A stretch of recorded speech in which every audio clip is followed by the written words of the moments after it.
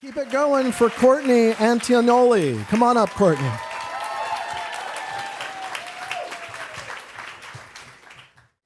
It's Tuesday in December, and by 8 a.m. I've been up for 4 hours, and I've traveled 150 miles, and I'm standing in line now waiting for the courtroom to open, and I'm feeling pretty self-conscious because, like everybody else in Waterbury, courtroom is dressed in jeans and a t-shirt, and I'm wearing a suit, and Peter is, because Peter says that no matter when you go to court, you dress in a suit, even if you are getting divorced like we are today.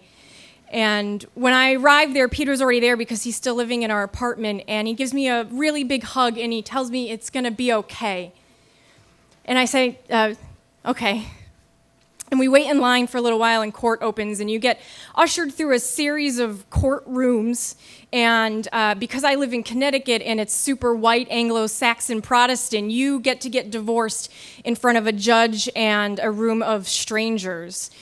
So we wait in the outside room for the pre-divorce room to be open, and I've been crying because I cried on the train, and I cried in the car, and I try to not cry in front of Peter, and he doesn't really know what to do with me anymore because we're in that weird in-between phase of like lasts, and it's the last day we're going to be married, and it's the last day that he's going to be my Peter, and he wants to give me another hug, and we get lucky because the courtroom opens and 15 other couples go in with us, and we sit down, and I notice that Peter and I are the only couple sitting next to each other.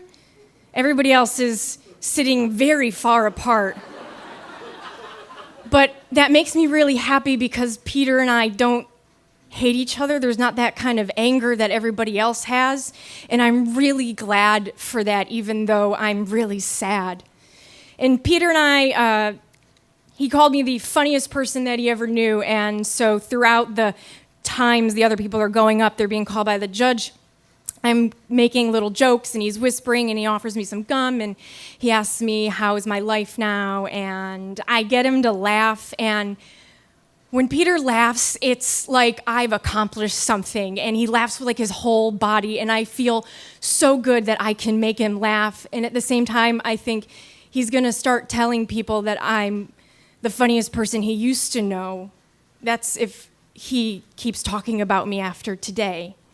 And that's a hard thing to think about, that Peter might not talk about me anymore, and 8 years is going to end today. And after 3 hours of sitting together, all their 14 couples have gone. We finally get called by the judge. And I really want to cry. I want to cry so bad. And Peter gives me another hug, and he says it's going to be okay because he knows I need that. And he tells me, just answer the questions and always remember to call him Your Honor, because Peter's a lawyer and it's very important that I remember that. And Peter's the plaintiff, and he has to go into the witness box, and Peter is tall and big, and he wears these Coke bottle rim glasses, and he takes them off, and he's a grown man now crying in a box. And it breaks my heart. Because the last time I saw Peter cry, the only time I saw Peter cry was the day I told him I wanted a divorce, and that broke my heart. And I start crying, and the judge sees that we're the only two people who have cried today. And he starts to ask a series of questions to Peter, and he says, Mr. Brown, you came for a divorce today. And he says, yes, Your Honor. And he goes, you sure you want to get divorced today? Yes, Your Honor. Because I don't think you want to get divorced today. No, I do, Your Honor, I want to get divorced. He goes, I don't know. Are you sure you want to get divorced? And I know why the judge is doing this, because he has to make sure that we're sure.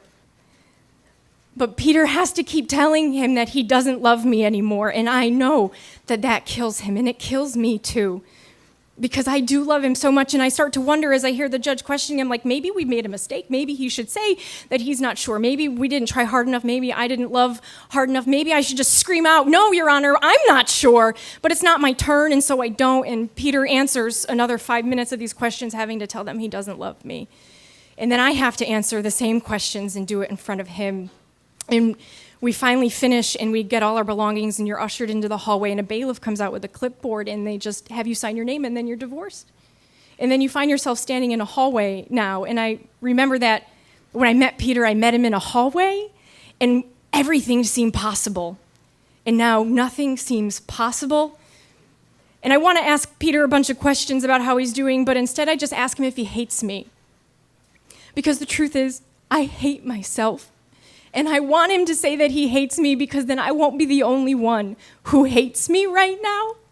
But he says, Courtney, I could never hate you, and I hate him for not hating me. Peter gives me one more hug and he tells me it's going to be okay because he's the only one that I believe. And as he walks away, I think, I don't know who's going to tell me it's going to be okay.